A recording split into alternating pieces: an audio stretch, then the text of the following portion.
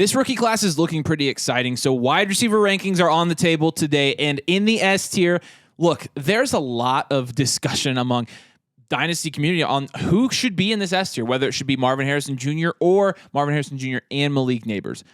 For now, we are going to put Marvin Harrison Jr. in this S tier. I don't really see a scenario, and this is my reasoning. I don't really see a scenario where Malik Neighbors is taken ahead of Marvin Harrison Jr. That's what the tiers are designed to do. If you have all this guys in one tier, it's usually either or. So you have 4 guys in a tier, pick one of them. They're in the same range. If you take one over the other, it doesn't really matter. I don't really see anybody taking Marvin Harrison Jr.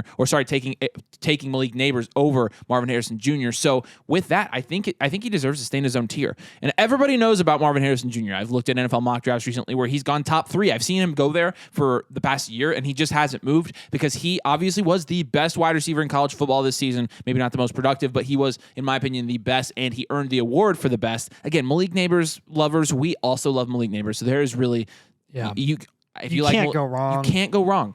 This past year, he had 67 receptions for 1,200 yards on a 22% target share, but even last year was really his breakout season where he had 1,260 yards on a 27% target share. He flashed in 2021 during the Rose Bowl for Ohio State. He was stuck behind Garrett Wilson, Chris Olave, and JSN, and still balled out in that game. He is considered to be one of the better prospects in the last 10 years, maybe even 20 years. I mean, he's again projected a top 5 pick. It's been a while since we've seen a wide receiver go that high in these drafts. Listen, and unless something crazy happens, he's going to be the 101 or the 102 in Dynasty rookie drafts. That's just how it's going to shake out. And honestly, I grew up watching his dad. I've said this a million times. Marvin Harrison was my favorite player. So he's got the pedigree. He's clearly got the genes. He's a big body, ex-receiver. He's not going to be a heavy slot guy like we tend to gravitate towards, but it's because he's literally so talented. Yeah. He is literally so talented. So we're just devastated that he's definitely not going to the Colts. Definitely not. Son of a legend. He's not. He doesn't have crazy. He's going to go top 3, so top 5. And he deserves it. He doesn't have crazy yak ability by any means, but he does everything else so well. I mean, I just don't see a world where anybody passes Marvin Harrison Jr. And again, I don't see anybody taking Malik Neighbors over him in drafts.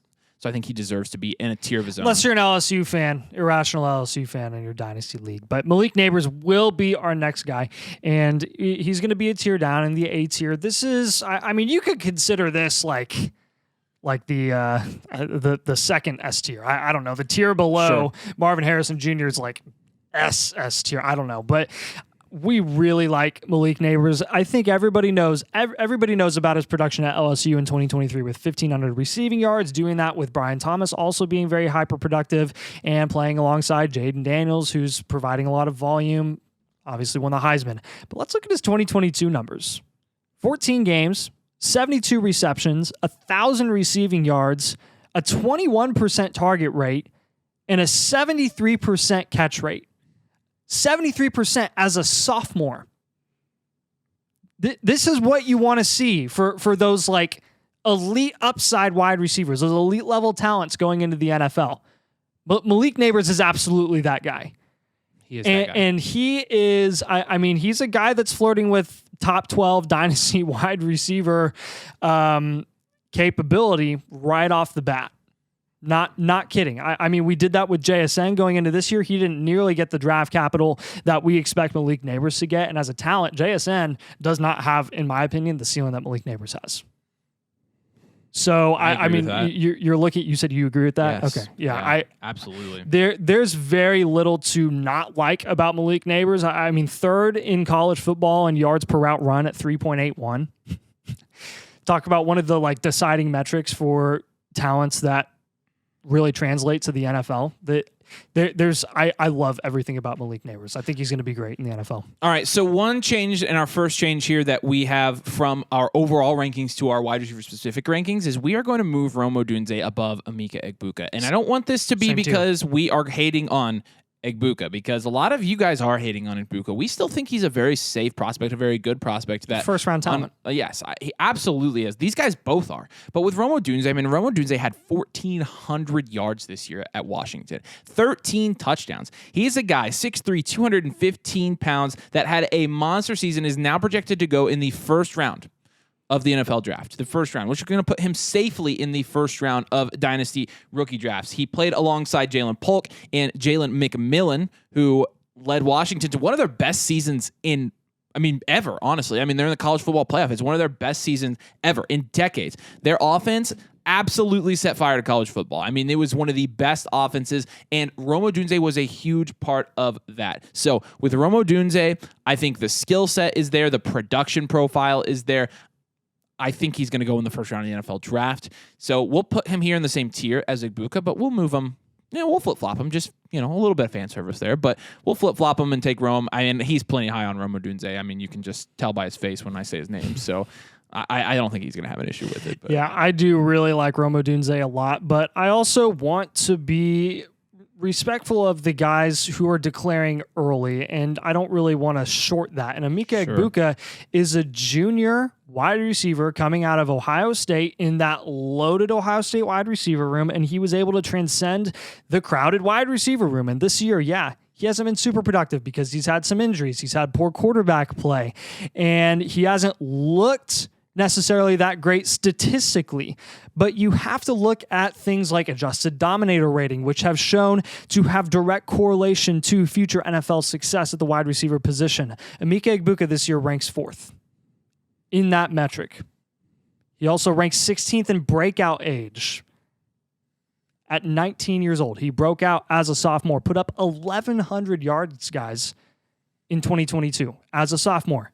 He outproduced a Malik Neighbors type of prospect, a 26% target rate that was higher than Malik Neighbors, a 69.8% catch rate, which was almost as high as Malik Neighbors.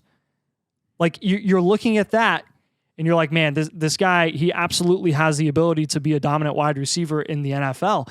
And while I love Rome Odunze, and while we have Rome Odunze over Emeka Egbuka, they are in the same tier here, and there is just as good a reason to have Egbuka over Odunze as there are to have Odunze over Egbuka. And this is coming from literally one of the biggest Rome Odunze fans that you'll ever meet. He loves him. I'm obsessed with the guy. Egbuka's solid. I also got to be honest with myself and acknowledge the fact that Rome Odunze has played 4 years in college, and he didn't break out until he was a junior.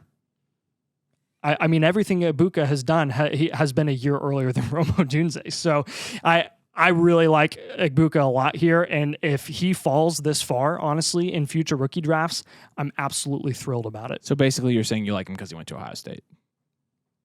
Sure. You're just helmet scouting. If that's, I guess I'm just helmet scouting. I guess that's all. It's funny. We could give 20 minutes of breakdown on why we like Egbuka, and people would be like, it's just because he went to Ohio State. I'm like, okay. Xavier Worthy, we're definitely not drafting just because he went to Texas. And Xavier Worthy, I'm going to tell you right now, we're higher than consensus on Xavier Worthy. Yeah. Probably because we got burnt by fading receivers for their size the last couple of years. Hey, we didn't fade downs. We didn't fade downs. That was the one exception. We nailed it. But Xavier Worthy, obviously Texas wide receiver, played with Quinn Ewers this year, played alongside Adonai Mitchell. He was a junior. He's 6'1", 160 pounds at his last weigh-in. So again, that's going to be the number one question, is going to be, can he possess the size to be an NFL wide receiver? My question for you, how much does it matter with the current contact rules in the NFL and how they've kind of clamped down on contact between cornerbacks and receivers? Is it really going to put him at a severe disadvantage? I'm going to say no, actually. I think Xavier Worthy is good enough as a deep threat, but not only as a deep threat in the intermediate game, although it's not his strength is deep threat, I do think that he's capable, because his ADOT this year was 10.3.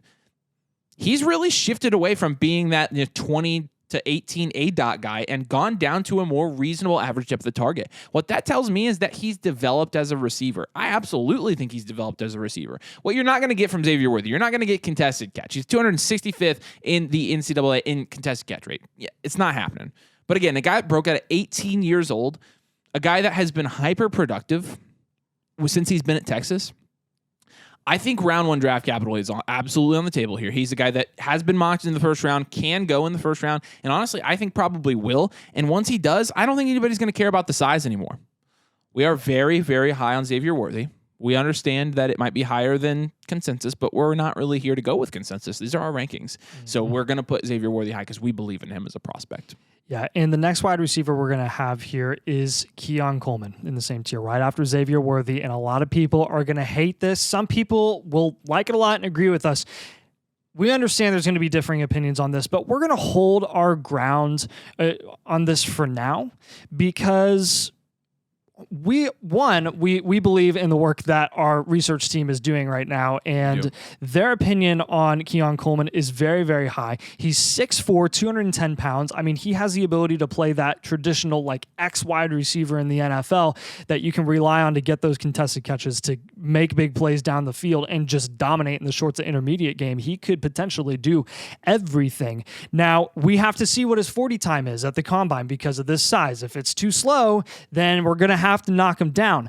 His production, yeah, it's not like elite level production in college, but we have learned in recent history that production isn't everything. Skill set can mean more to the NFL when they're evaluating talent. See Jaden Reed. See Puka Nacua. See who else? I mean, Jonathan Mingo even went in the second round. He's not a great example, but I mean, talk about not productive in college, but he still goes in the second round because of his skill set, potential skill set. So you're seeing those types of guys start to move up boards, and Keon Coleman, I think, could transcend his production in college or lack thereof. And you could see some teams in the NFL really want to bite on that opportunity. And I'm a big fan of him. I really am. So. Let's go Troy Franklin of Oregon here next. And again, Troy Franklin can go anywhere in this tier. This is why they're all in the same tier. He could be at the top of this tier. He could be at the bottom of this tier. We're not going to argue with you. Yep. He is probably the tier below Egbuka and Rome Odunze. He obviously was hyper productive this year at Oregon. He had 1,300 yards and 14 touchdowns. He was easily the number one target there for Bo Nix. Easily. A guy that was a Heisman candidate. So in a good offense, adjusted dominator rating, 5th overall, 34%. Yards per out run, 5th in yards per out run, which makes him very efficient, and a good metric that a lot of times predicts how wide receiver skills translate to the NFL. He is very thin. I mentioned his size, 6'2", 170 pounds. So that's me, but a lot skinnier. He is really a twig. And so that's going to cause some divisiveness. It's going to make him a polarizing prospect in the NFL draft. But again, we've seen these thin guys, these small guys come in, and because of how the NFL has shifted in play style, they come in and they are absolutely productive. This is a guy that has elite route running ability skills. He's a very good route runner. Because of that, I think he's going to do just fine in the NFL. I honestly do. He's going to have fine height. I mean, again, he's thin, but the height gives him a nice little boost there. Not to mention his speed, not bad speed either. Landing spot's going to be very critical for him, but again, he can go anywhere in this tier. Totally fine with it. We do like Troy Franklin a lot, so. Yeah, Brian Thomas can also go anywhere in this tier as well. He's very deserving of it, very productive. Over 1,000 receiving yards this year, playing alongside Malik Nabers. He was that wide receiver too in LSU's offense. Really reaping the benefits of the hyper production of Jaden Daniels, winning the Heisman. He was a very good wide receiver in his own right, and you got to give him his respect. He did not do a lot before that, like at all. And by not a lot, I mean like 300 yards a pop in his freshman and sophomore seasons at LSU. He really breaks out his junior year. We assume he's probably going to declare because he's in our opinion has shown enough. And that being said, he's earned his way onto this tier specifically. So if you're really high on Brian Thomas, put him at the front of this tier. Don't crap on us and say he should be over Xavier Worthy and all these guys. Just put him at the top of the tier. That's what tiers are. But with Brian Thomas, we do want to pump the brakes a little bit still. We want to be a little bit patient with him as a prospect and see, okay, like really what was going on schematically here for Brian Thomas? Was he just winning a lot of, one-on-ones? Was he really that great of a route runner? Or was he reaping the benefit of Malik Nabers and all of the attention that defenses, put on Malik Nabers specifically? And does he just get all of those extra targets? Or is he really that great of a wide receiver? Is it kind of an Ohio State situation where you've got Garrett Wilson, who's amazing, and Chris Olave, less productive, but also amazing, and they both get first-round draft capital? We don't know. We'll see. I think Brian Thomas is pretty good. So that's why he's in this tier. All right, let's go to the D tier here and finish this up. By the way, with Brian Thomas, I think Brian Thomas is a guy that it also could go in the first round of NFL draft. So again, put him anywhere you want, and we just don't know yet. And it's going to be, a lot of you guys swear up and down he's elite. So if he gets the draft capital, yeah, he's going to move way up in our rankings. It'd be interesting to see. Yeah. Jalen McMillan's going to be at the top of the D tier here. He was the second guy to Rome Odunze in Washington. Now, this is another guy. You can ask the same question. Was he a product of that elite offense, or is he going to be a good NFL wide receiver? It's going to be interesting. Obviously, he broke out his junior year at Washington. He had 1,000 yards and 9 touchdowns that year. And then this last year, he had 468 yards and 3 touchdowns, but I believe he played in less games. I can't remember the game count for him. But Jalen McMillan, again, we're going to wonder how much of that was Washington, how much of that is him being a good prospect. We'll find out with the draft capital. Again, this is moving down to like the 9 through 12 range, so we're going to be a little bit more cautious on what we say about these guys. Yeah, I'm going to keep going along with this trend here in wide receiver 2s, and I'm going to go with Adonai Mitchell out of Texas, playing alongside Xavier Worthy. He had 800 receiving yards this year off of 51 receptions and 10 touchdowns. So he definitely got his own there, playing with Quinn Ewers and Xavier Worthy. And I think there's absolutely a potential for him to move up boards if people like his skill set. He's not necessarily a big body guy, but he's tall. He's 6'4", 196 as of now. Now, he can measure out differently once we get to the combine, but I'm also excited to see what he does on the big stage. Him and Xavier Worthy in the college football playoff. They've got a big game against Washington. A lot of draft stock is going to be decided probably based off of that game alone, with Ewers, with Penix, with Odunze, with Xavier Worthy, and with Adonai Mitchell. So I like all of these guys. I hope they do well. I hope he moves up boards because I'm excited and interested in his skill set. Let's throw in a wild card here and let's go with Malachi Corley. We just have him on our radar at this point, but he went to Western Kentucky. So this is another mid-major guy that was hyper productive. You've seen a lot of these guys come out in the last couple years that have hit in the NFL, and it has really emphasized, at least in my eyes, the production profile means a lot for these receivers, especially when they're coming in from schools like Western Kentucky. But in his junior year, he had 101 receptions for 1,300 yards, 11 touchdowns. This year, 75 receptions, 958 yards, and 11 touchdowns. So a guy that has been really, really productive in a good football program. Western Kentucky has a very good football program, for those of you not familiar. So I don't think this is necessarily anything to shy away from. He's 5'11", but he's 210 pounds. So I don't think the size is an issue either. This is just a guy we're keeping an eye on as we get like down into these wide receiver rankings. But Malachi Corley, definitely a guy we're going to be watching. Xavier Legette is going to be the last guy on this list, the last guy in this tier. And let me just give you my personal opinion on like I don't see it. I don't understand it. You could say, well, all you're just doing is looking at stats and you haven't watched him at all. Sure, I haven't watched a ton of Legette. I've seen enough that I kind of have a good idea of what I think he could be in the NFL, and that is your super raw, big body guy. I mean, to me, I just see like a more raw, older QJ. And QJ has not had a great rookie season, but I mean, this guy, he's a big body, 6'3", 227, 71 receptions, 1,200 receiving yards in 2023, and 7 touchdowns. How can you be against that and that production?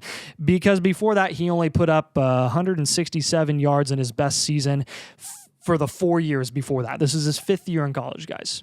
He has not done crap before this season. So it'll be interesting to see, like, is it his last year production that's going to translate to the NFL, or is he just a product of a 5th-year senior? It doesn't mean he's dead as a prospect. We've seen Rashee Rice have really nice production in the Chiefs offense as a guy who broke out way later in a not great conference, but I mean, Rice was also kind of an outlier. So true. All right, that's going to wrap it up for our wide receiver rankings. Again, as we get closer to the draft, we'll probably expand these. Each of these guys has a lot of potential. And honestly, everybody all the way down through, like, in my opinion, Jalen McMillan, all of those guys, tiers S through C, can go in the first round this year. They have potential to go in the first round. So it'll be really interesting. It should be a fairly deep wide receiver class. We're really excited about it. Do us a huge favor, drop a like on this video, and make sure you subscribe to the channel if you play Dynasty, because we are going to bring you Dynasty content all offseason long to help you win your leagues. Appreciate you guys watching. Thanks for joining us today, and we'll see you later.